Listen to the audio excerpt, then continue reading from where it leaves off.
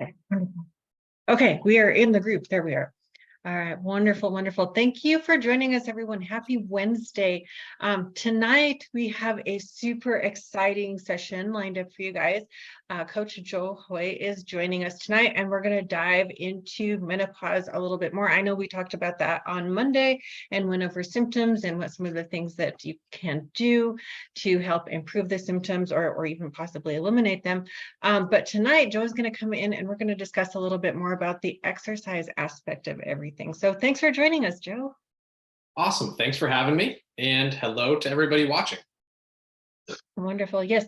As we're going on tonight, if anybody has questions, just go ahead and drop them in the chat and I'll make sure that we get those answered for you, because that is part of the bonus of coming to a live training is you actually get your questions answered.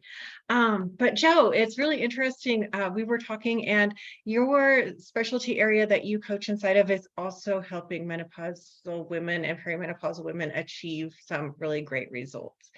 What led you to wanting to work in that particular area? Oh, good question, because I am never going to be a menopausal lady. So Right. that makes sense. Okay. So when I was growing up, I have two stepbrothers, but at the time I was 13 years old and they were both at their other parents' house. And so it was just me and my mom in the house. I was 13 years old at the time and I was really bored. You know, my two best friends were at the other house. I had nothing to do. I was like, Mom, I'm really bored. I have nothing to do. She's like, well, here's the deal. I'm going to the gym. You can come with me if you'd like, or you can stay home and continue to be bored. I chose the former. And so that was my first day I stepped foot in the gym. And I'm sure we've heard this a million times in different variations, but it was like everything clicked, right? Like that was what I fell in love with. And since I was 13, I have just truly fallen in love with exercise, nutrition, and what I can do with my own body, which is then transformed into what I can do with other people and how I can affect them. And so if my mom had never dragged me into the gym, I would never have been where I am now doing anything that I'm doing. And so it's almost my way of going full circle and helping other moms, because my thought is if I can help other moms, other ladies in menopause, I can probably help a few kids as well. And so at this point, we have 77 clients on our roster. Over 70 of them are women in menopause. And the large majority have said, hey, my son or my daughter was watching over my shoulder and they saw this big, strong guy as a coach. And like, wow, I want to look like him. Do you think he would help me? And so I've been able to help the 13-year-old version of me for other people. And it's just been really rewarding. So that's kind of how I got into this. Oh my gosh, that's so interesting. That's so cool. And you're right, it goes completely full circle, because if we as parents positively impact our lives, then it does transfer down into the kids for sure. Absolutely. Yeah. That is cool. Thanks for sharing that. So perimenopausal and menopausal exercise and nutrition is somewhat different than working with a woman that's like 20. Absolutely. Yes. Yeah. What are some of the common mistakes that you see women making that are not in the 20-year-old bracket? Yeah. So a lot of the ladies that come to me are going to be very similar to you. And they'll come and they'll say, Joe, I just don't get it. I trust your advice. I've been watching you for a while. You know what you're talking about. But by the books, I'm doing everything right. I'm going to the gym 5, 6, 7 days a week. I'm doing a ton of cardio. And I'm either not losing weight or my midsection is actually growing. What the hell? And so that in basically what I just defined is basically what I don't want to see people doing, right? Going to the gym more than they're resting, right? Ideally, I want to see our ladies rest more than they work out, because working out is a stress to our body.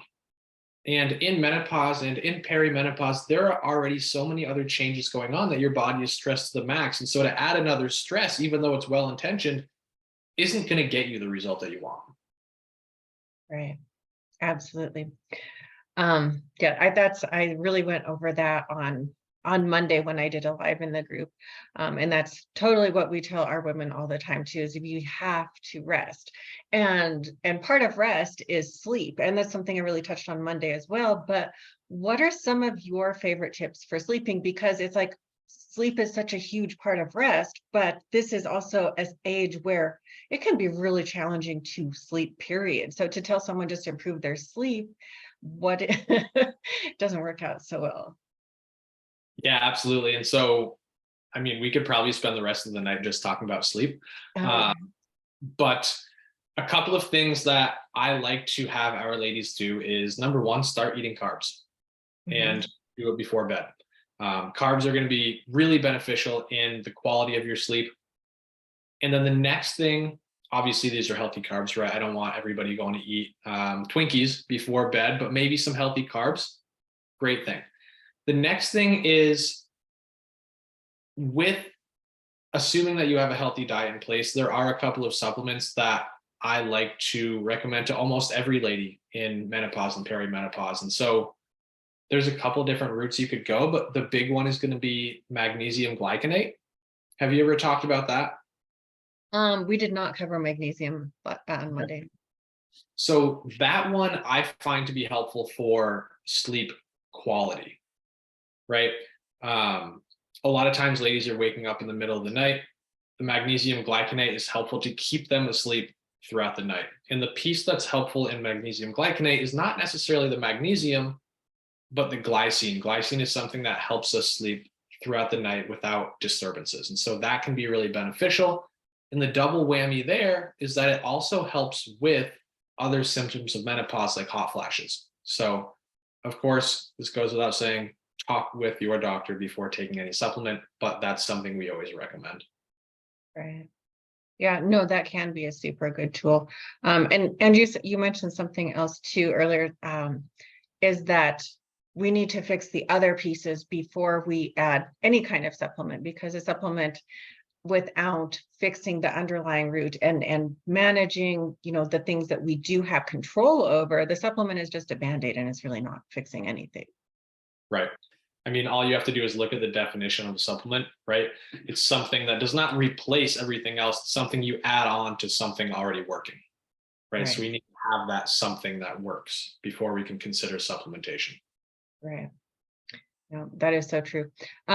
So no, the magnesium is a great tip. What else do you find has been helpful? And the carbohydrates, of course, have been helpful for your women that can possibly maybe help increase getting a better night's sleep.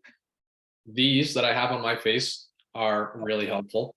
And it's not just for ladies in menopause, clearly, but blue blocking glasses, because in 2023, if you're anything like myself or Clarissa, you're going to be staring at a screen for a good majority of your day. And screens emit blue light. Mhm. And what blue light does is similar to what the sun does. And it blocks the release of melatonin, which is our sleepy hormone. And so, what these are, like I said, blue light blocking glasses, they block that light coming into our eyes. And so, if we wear these 2, 3, 4 hours before bed, we are allowed to release that melatonin. We do get sleepy and we can fall asleep. So, that can be super big as well. Right. Yes, the blue light can be huge. Um, so kind of tying in with the release of melatonin. So something that we recommend sometimes for women is the use of the tart cherry juice, because it does help the body produce melatonin. Is that something that you use as well? So, I've definitely heard of it. To be honest Mm. with you, it's not something I have a ton of experience with. So, if you want to teach me about that, I'd be happy to pass it on. Yeah, for sure. So the tart cherry juice can help the body produce melatonin. So it's, sometimes when people take melatonin, you have that like melatonin hangover the next day. I am personally one of those people, hate the supplement. But the tart cherry juice can produce or support our own production of melatonin. So if you're combining that with decreased screen time or the blue glasses, it can be a good tool for your body. So we recommend between like 2 and 8 ounces. And then it's also serving dual purpose, Joe, because you're also getting some carbs before you go to bed. Love that. That's awesome. I want to add on to what you just said, actually, because you said when we take melatonin, sometimes we get that hangover. But when we have this tart cherry juice and help our body make it, we don't have it. And so Right. there's definitely a massive difference in endogenously creating a hormone versus exogenously giving it to our body. So making it inside our body versus putting it in our body. And I love that idea of helping our body make more rather than giving our body more, because then we're not building up that reliance to it and decreasing our own production of melatonin just because we're taking it outside. So that's huge. I like that. Yeah, no, that can be such a good tool. And I think that goes along too with any kind of supplement. And it seems like there's a ton of supplements that are just, thrown at women in menopause because, well, there's a cajillion freaking symptoms. And so, yeah, if you took a supplement for each one of them, you'd, be drowning in supplements. But there's a lot that we can do with strategic food placings and specific foods that are going to help your body produce hormones a little bit better. Yeah. Yeah, absolutely. Yeah. So you mentioned the carbohydrates before bedtime. What are some things? So if someone is being well rested and you feel like they're well fed, what are some things that we can start doing to see some better results in the gym? Because like you mentioned, we see people come in that are exercising and it's not going anywhere, or it's possibly going in the wrong direction. Yeah, I love that. So a couple things here. I'm not saying cardio is bad, right? Cardio absolutely has its place. I don't think its place is for fat loss. I think cardio's place is for heart health, cardiovascular health. I think that if people are wanting to lose weight, that's not the only thing they want, right? They want to lose fat and they want to keep their muscle. And so the way to do that is to strength train. And a lot of times when ladies that we work with hear that, they're like, well, Joe, I've seen the Instagram reels you put up of like big clean and jerks or back squats. I don't want to do that. I don't want to be that muscular. Number one, you're not going to sneeze and get jacked. So you're good. I wish. I know. Number two, there are more ways to resistance train than simply to back squat. We can use bands, we can use body weight, we can use less weight with slower reps, right? We can do a lot, but by using resistance training, we're telling our body, hey, we're using these muscles, we need to keep them. If we're losing weight, we need to lose fat because this muscle is important. And so strength training is always going to be key. And the other thing I like to point out is that there's a difference between training and working out, right? I think that working out is you just go in the gym, you have no idea what you're going to do. You walk in there and you do 5 pull-ups and then you go and do 10 calf raises and maybe you'll row for 5 minutes and that's it. If you're training, you're going in there with a specific goal to get stronger or to get faster or to do whatever. And with that, there are things you need to do. You need to lift a certain amount of weight. You need to rest a certain amount of time. You need to do a certain amount of sets and reps. And when you do that, that's where the results come in rather than just not wasting your time in the gym, but not being as efficient as you could be. Right. No, that's such a good point, is that it needs to be intentional. Yeah, absolutely. Yeah, something that I like to tell our women all the time is that we need to practice responsible exercise. And I really just to kind of explain what that is like going to the gym with intent, but also making sure that you actually are recovered and you are rested enough to perform. And if you're not, then that is not responsible exercise and you're just driving yourself into the dirt. Absolutely. Yeah. And I think at some point, everybody's been guilty of irresponsible exercise. Oh, yeah. Until we learned better. So it's not to say like, hey, we're better than you. It's just to say, hey, why don't you learn from our mistakes faster than we learn from them? Right. Oh, such a good point. Yes, I like to remind people that they should learn from me all the time because I think I made all the mistakes in the beginning. Yeah, exactly.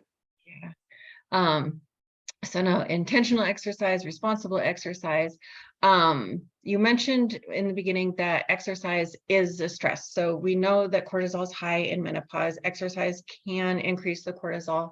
What are some of your best protocols for managing that exercise stress? Like I said, try to limit it. We try to keep our ladies at least 2 rest days, and that's low.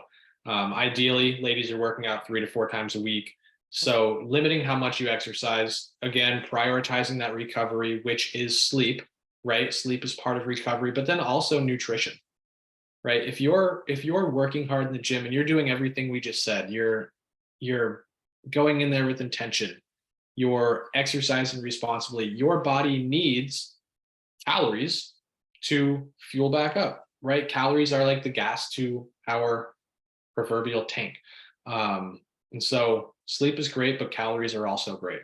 And so making sure you're eating enough is going to be massive. And I'm sure you see this all the time, but a lot of times the ladies we work with are scared to eat more. Mm-hmm. Oh, Do very. and they don't gain weight, and their body changes in a positive way, and they feel better and they sleep better and all the wonderful things happen. Right. Yes, that's so true. And I mean, I totally get being afraid to eat more, but I think something that just continually needs to be emphasized is that living inside of a deficit, living inside of not eating enough is another stress on your body that is already overstressed. And that's really often one of the main contributors to that belly fat that you don't want, that keeps hanging out and possibly getting bigger, is we have more cortisol receptors on our stomach than anywhere else in the whole body. So if we are under fueling and we're over exercising and we're not sleeping, where do you think our body is going to store the fat? In the place with the most cortisol receptors. Yeah, absolutely. Good point bringing up that under eating is stress, right? So not sleeping enough is stress, not eating enough is stress, doing too much exercise is stress. Most ladies are doing all three. So like, where does the recovery come in? Right. You know? Yeah. And I mean, that's without just life stress too. Like most of these women are, they're still caring for a family, they're still running a house, they're still working, and some of them are now caring for their parents. And I mean, at some point, something has to give, and so your body does. Yes, absolutely. Yeah. Anyhow, we have quite a few people on Facebook. So thank you for joining us if you're out there. We really appreciate you joining us tonight. If you have questions, go ahead and drop them in the chat. I can see that this evening, which is wonderful. Sometimes I can't. Do you ever have that problem? I've never had it, so I can't see it. It's always really delayed. And so I'll ask a question and then I'll just like twiddle my thumbs for a minute or two until they roll in. Oh, yeah. Yeah, sometimes I don't get the comments until after the video is done. And I don't know why. It's like that delayed or something. I'll use my phone. I forgot about that. So I keep my phone on the background and I can read comments there. Because you're right, I miss some on my computer. Right. Yeah. Yeah. No, it's crazy. But anyhow, we can see your comments. So if you've got questions for myself or for Joe tonight, please take advantage of us and get those questions in. But yeah, coming back to the stress piece, like for most of us, that's the biggest piece. But we have to remember that, there are things with this time of life that are inside of our control, and then there are things that are not. So it's really choosing where our priorities lie and understanding that we have to care for us. Like, yes, we're out there and we're caring for everybody else and we're doing all the things, but who's taking care of us? And if we don't slow down and make the time to do that, then our health goes in it goes in the toilet. Yeah. Yeah, that's a good point that you bring up too of there's a lot of stress that we have in our life. Mhm. Some of them we can get rid of. Some of them we can't get rid of. And so for the stress we can't get rid of, we have to do our best to manage it. You know, and part of that is putting yourself first. And the thing that I like to point out, or the frame shift I like to use for a lot of ladies, is like you said, they're taking care of their family, they're paying their bills, they're keeping the house clean, like they're being superheroes. Okay.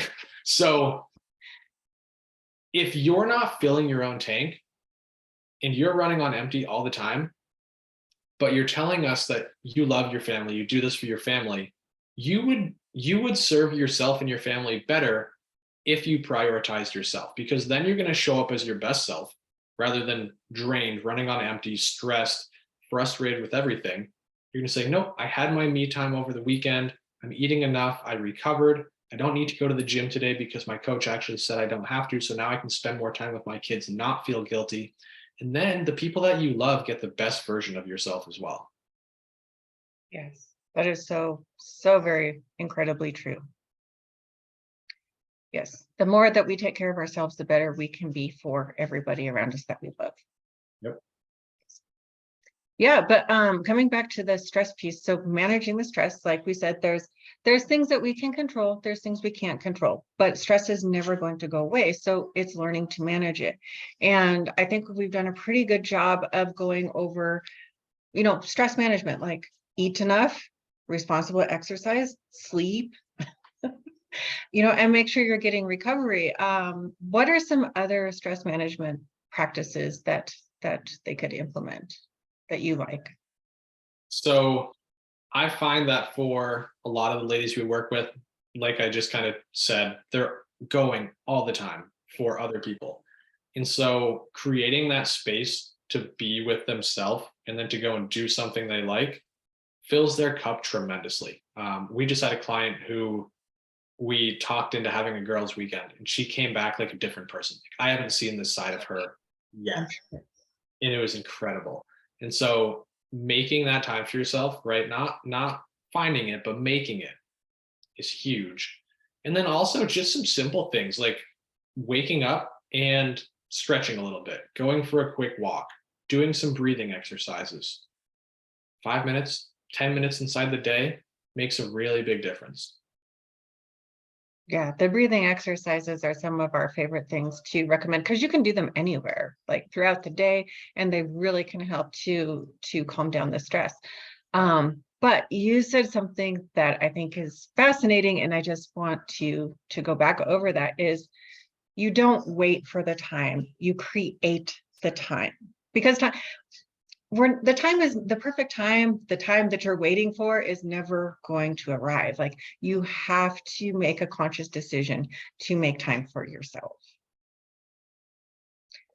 I think Always maybe that's scary though. For a lot of women. scary to Um, make. yeah, for themselves, because it probably would feel like something that is, they're being very selfish. They're taking away from their family. But in reality, like you said, it's making that time for yourself so that you can fill back up and be that better person for your family.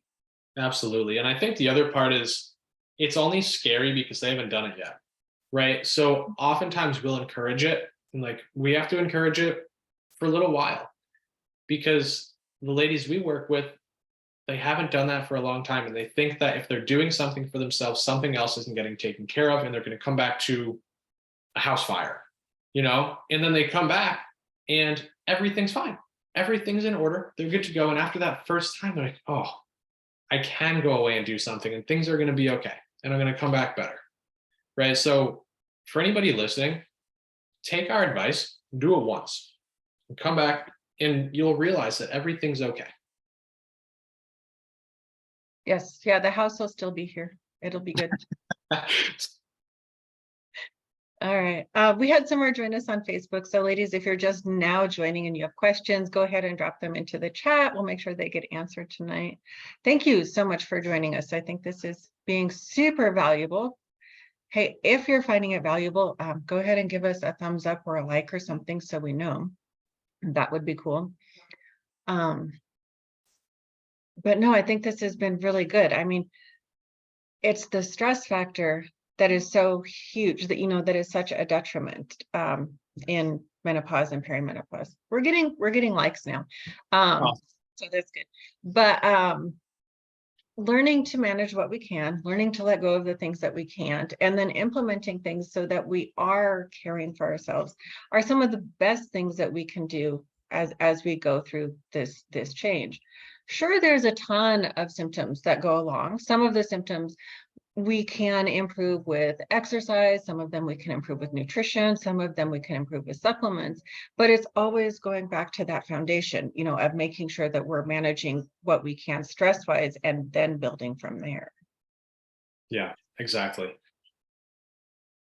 We should make a little like a whiteboard and make a pyramid so that we can have like the foundation of stress management, and then we'll layer on nutrition and then exercise and then supplements.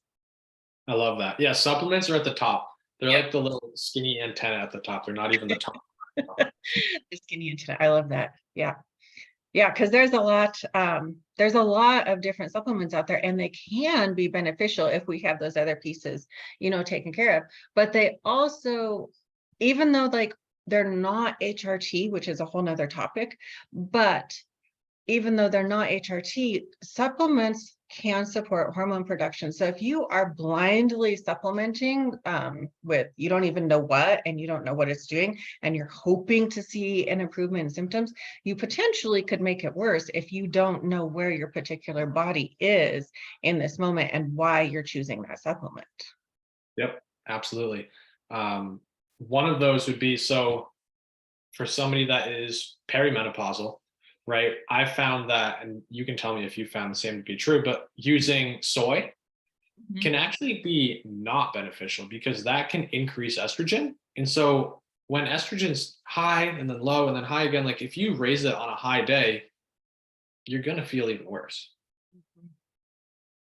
Yeah, no, that's so true. And then conversely, if you have a lady that comes in and her estrogen's like 7, so including soy daily is something that could be beneficial. But if you don't know where your body is, you could do more harm than good. There's so many groups on here. I don't know if you're in any of them for menopause, Joe, but they just like everybody's recommending supplements and nobody knows what they do. And I'm just like, oh my gosh. So I've tried to join a lot of those groups. 50% will just shut the door in my face, like, you're a guy, get out of here. Right. The other 50% will let me in. I'll see exactly what you're saying and I'll try to provide value and be like, hey, love that you mean well, but it's probably not helpful. Here's what I would do instead.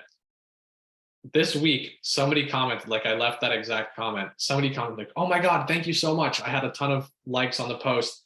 And then somebody else commented below, like, yeah, but a guy just posted that. And then everything went to hell and I got kicked out of the group. I was like, okay, I'm just trying to help here. That's horrible. That's okay.